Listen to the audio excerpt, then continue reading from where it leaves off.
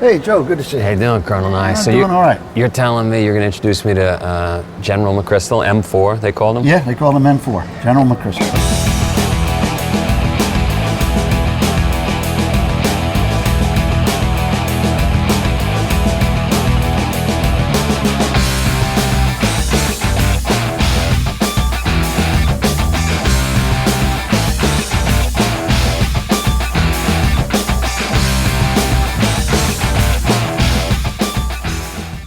We are here, Spartan Up the podcast. Are you doing it? That's all good. Keep going. Go, run. We've got Johnny, Dr. Johnny. We've got Colonel Nye. We've got Sephra, Let's start over. We will start over. That's hilarious. Go, Johnny. Okay, cool.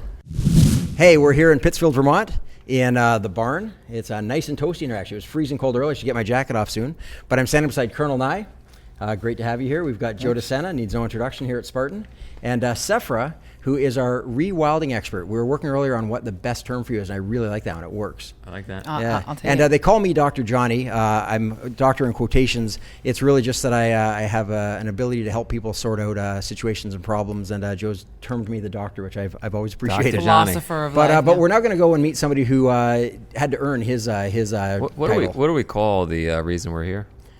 The reason that we're here? Yeah, I believe is it's this Spartan Up Podcast. Oh, yeah, that's right. Sorry. I believe I did start with SpartanUp.com. But yeah, no, really, we're here to introduce our listeners and watchers to incredible people and who will help them stretch themselves, learn how to grow, and really develop some grit, some gut, and Perseverance. So I can't think of anyone better than this one. This is probably as good as it gets. M4. We're going to see and learn about this guy they called M4. I didn't know what that was. I thought it was a weapon. Turns out it is a weapon. It is a weapon. Colonel Nye introduced me to this gentleman. Tell us about him. Yeah, well, M4 is also McChrystal M, and then he's a 4-star general, so they shorten it to M4. But you're right, it is also a weapon. Yeah, General McChrystal, or Stan McChrystal, feels strange even saying that, is a legend within the military, within the special ops community. He is really one of those guys who is credited, him and then his successor, Admiral McCraven, with taking the Joint Special Operations Command and evolving it and making it a network of networks, or a network to defeat networks. So as conventional armies, we were built to fight conventional wars on the big open plains, and then special ops were built to go in and do quick hitting missions and get out. After 9/11, obviously, that kind of changed, and we had an adaptive adversary who was more networked in the way it did its business. So it took a guy to understand that and then change how we were designed, and then our mission and focus, and put that all together, and then get everybody to buy into it, not only his own forces, but to get the military and Congress and everybody to give the money, the assets, the resources, and then get everybody to fight that way and to reorganize. And he did it all. He's an amazing guy. I got to admit, when my phone rang and I answered and he said, "Hey, it's M4," I was a little scared. I didn't know if there was like a drone over my head or what was going on. But awesome that we got to meet him, and I think the viewers are going to love hearing his perspective on how to become successful, how to get ahead, and how to just get it done, because there's a guy, as you said, that did. Oh, yeah, I mean, when he starts talking, you start listening. We are here at Spartan Up the podcast with Stan McChrystal, formerly General McChrystal, from JSOC? JSOC and ISAF. And ISAF. And if anybody knows success and grit and perseverance and motivation, it would be you. At the core of this, 4 million Spartans want to know, how did they get motivated? How did they become successful in life? And I know that's a broad question, but if you could dive in, is it something that's born? Is it something that's made? Can it be forged? What do you think? I don't think it's born. I think everybody's born with different capabilities and potential, but I think most of it comes from experience. It's taught, either self-taught or through experiences. In my military career, what I found was there would be very elite units, and then there would be units that had much lower standards.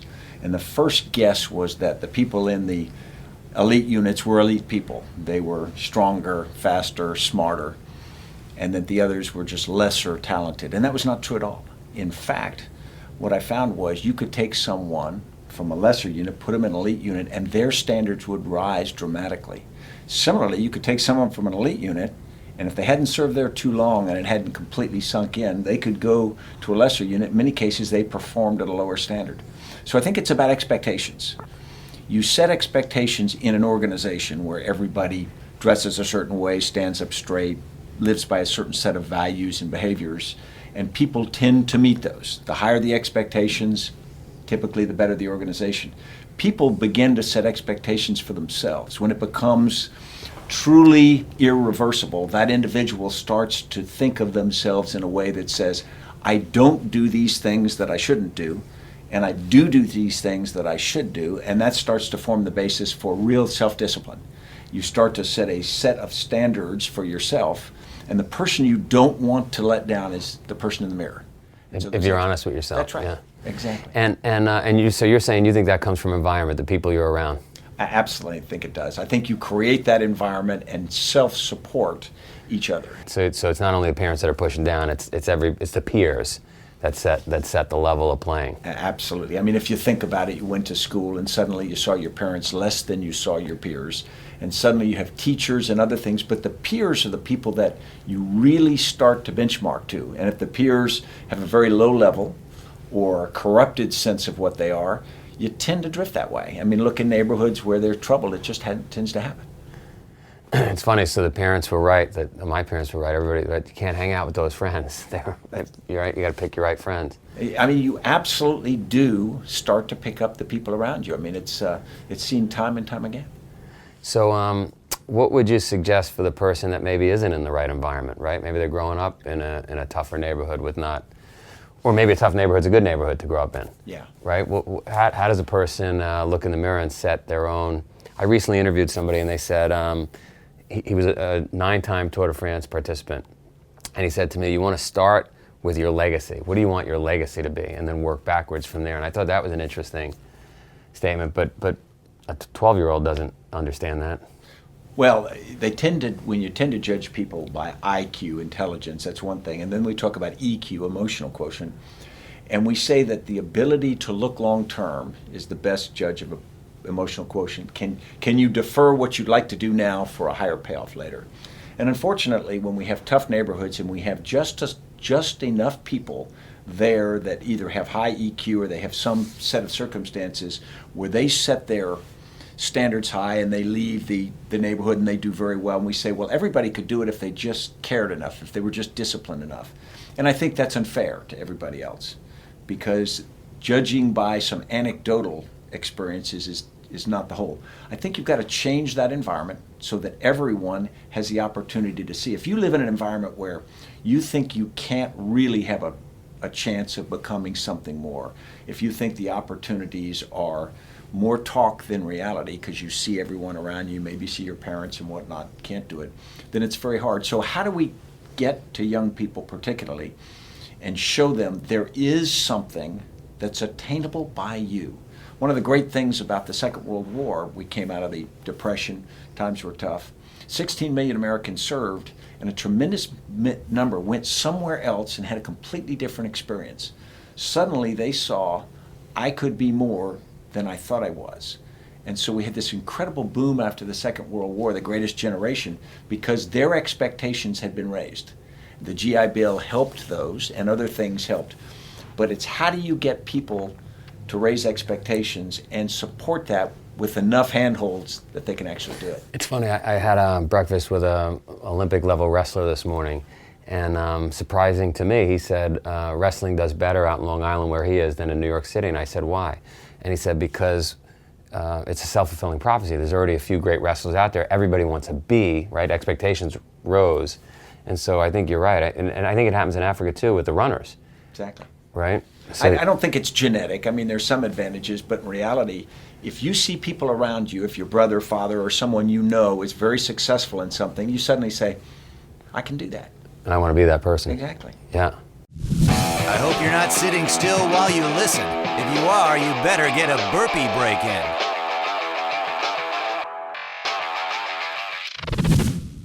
So you were in charge of some of the most elite men and women in the world. Some people say it's one thing to achieve success, another thing to maintain success. How did you keep them at that level? Well, many people, of course, keep themselves at that level. But if you think organizationally, organizations can get very self-satisfied and they can become very complacent, particularly if they've attained a certain level of success, either profitability or standards or battlefield success, and they start to think that if I stick with that same formula, I'm going to be okay. And people get very, very comfortable. And so I think it's important for people to first understand that what got you there is not going to get you further, because the situation's changing. And so the organization has got to decide every day that we are going to literally have to set a new standard for ourselves. It may be a different standard in some cases, a different way of operating. In other cases, it may just be higher standards. That creates something that they call creative tension. And it's a stress, because if you work really hard at a high jump and you finally get over the number, and then someone raises the bar, just comes and raises the bar, you're going to, wait a minute. I spent the last 3 years to make that. Let me celebrate that. And you say, great, celebrate it for 5 minutes. Now we're going to raise the bar. You got to do that in organizations, but you have to understand that it's a balance, because if they get over the bar and then you raise the bar and go, look, you're not making it, you can create almost despair, frustration. Sure. So it's that constant sense of, I'm going to make it harder, I'm going to make it better, but it's attainable. If the high bar gets raised 8 inches, you know you can't make it, and you just say, the heck with it, I retire as a high. Got it. So it's got to be incremental. And somebody said to me once, push, like you just said, but then retreat, reflect, and then push a little further, retreat, kind of like going in the gym, I guess. And exactly. Right. And you're always, as you know, as an athlete, you're going to have bad races, bad workouts. You're going to get little injuries, and you're suddenly going to think, oh, wait a minute, I did better last year at this than I do now.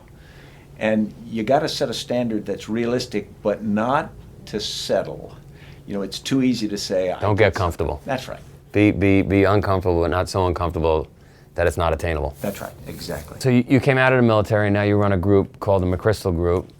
It's a couple of years old. It's 4. It's 4 years old, and you go and deal with commercial enterprises and help them transform using all the things you learned and employed at the military. When I left the military in 2010, a Navy SEAL and I that were working together in Afghanistan. It's always the Navy SEALs. Yeah, they haunt me.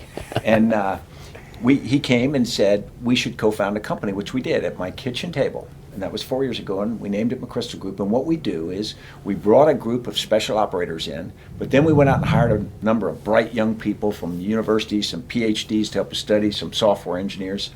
And we go to companies, many cases that have found themselves struggling with silos of information, with problems with decision making. At the core of it, it's an inability to adapt to what's a fast changing business environment.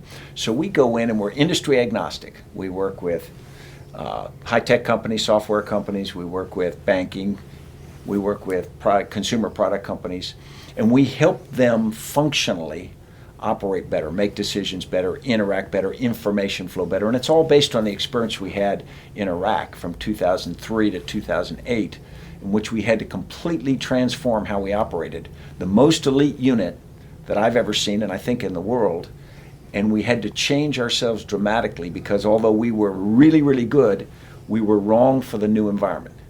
And so we had to change ourselves to that, and that was How long did that transformation take in Iraq? Yeah, I commanded for just short of 5 years, and we were still doing it when I left. My successor continued that, and his successor continued that. So it's literally on, it never stops. And that's the part about never being satisfied. Organizations, even if they're profitable or highly respected or iconic names, are only a short time away from becoming challenged or irrelevant. It's interesting. I recently interviewed the CEO of Kodak, and Kodak was one of the most iconic brands in the world, and they fell into trouble. And when I asked some smart people why that happens, they said, cities typically don't fail, but companies do. And they said cities are constantly adapting and changing and growing, and maybe a part of it dies.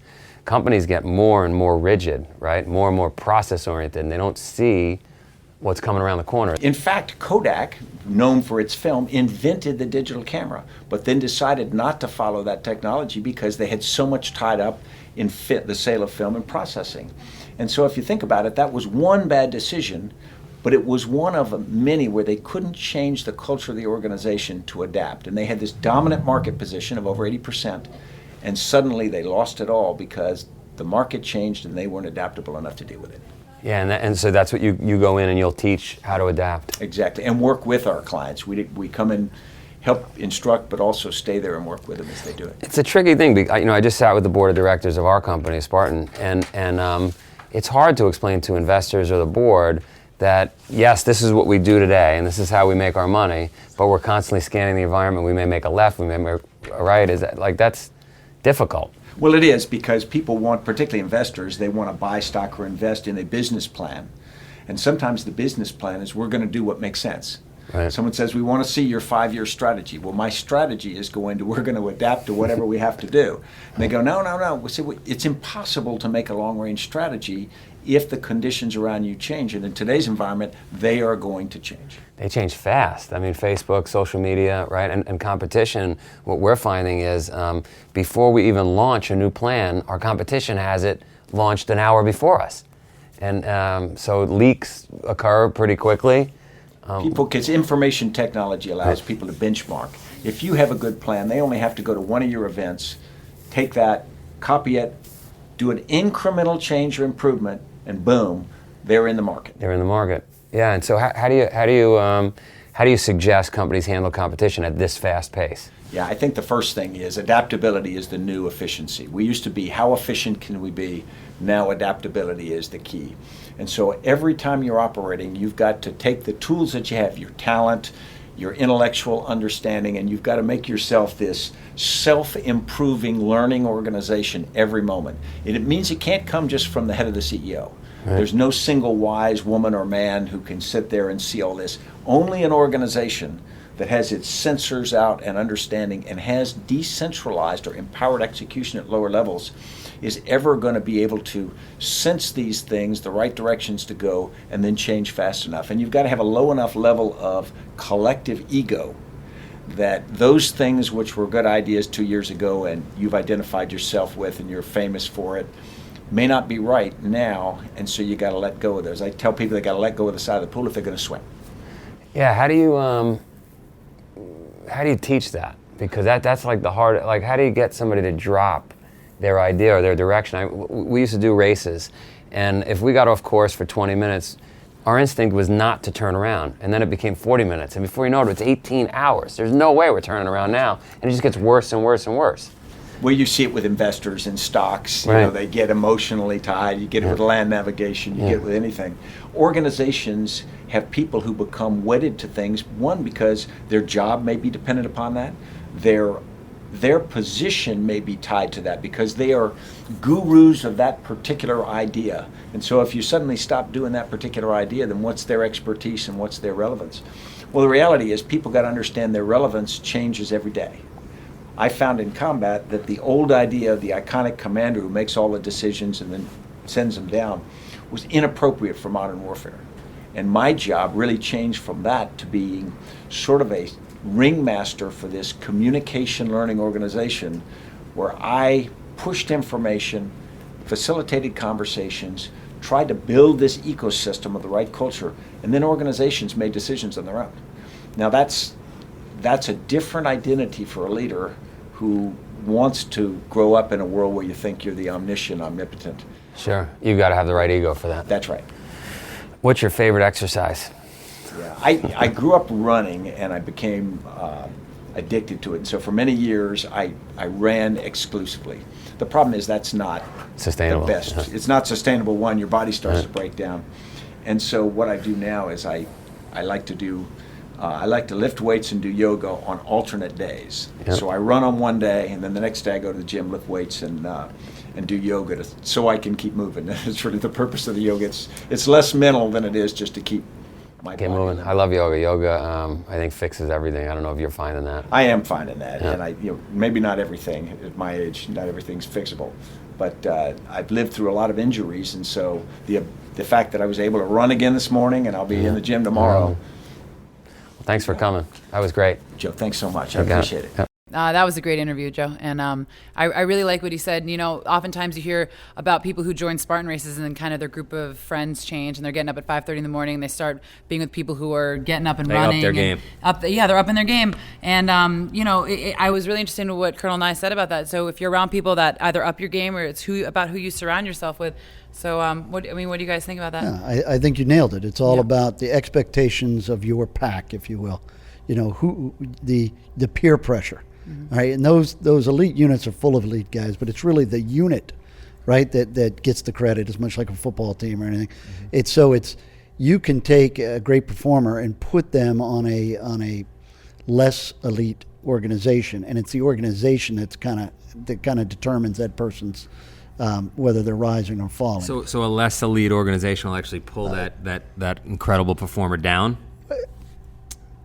Less expectation, right? Well, I think there's less Like perform- expectation, and I don't think that's in every case. I don't think that's every case because I think that the guys that are at the top of their game, no matter who, you put them in any situation, and they're always gonna the cream rises to the top, if you will.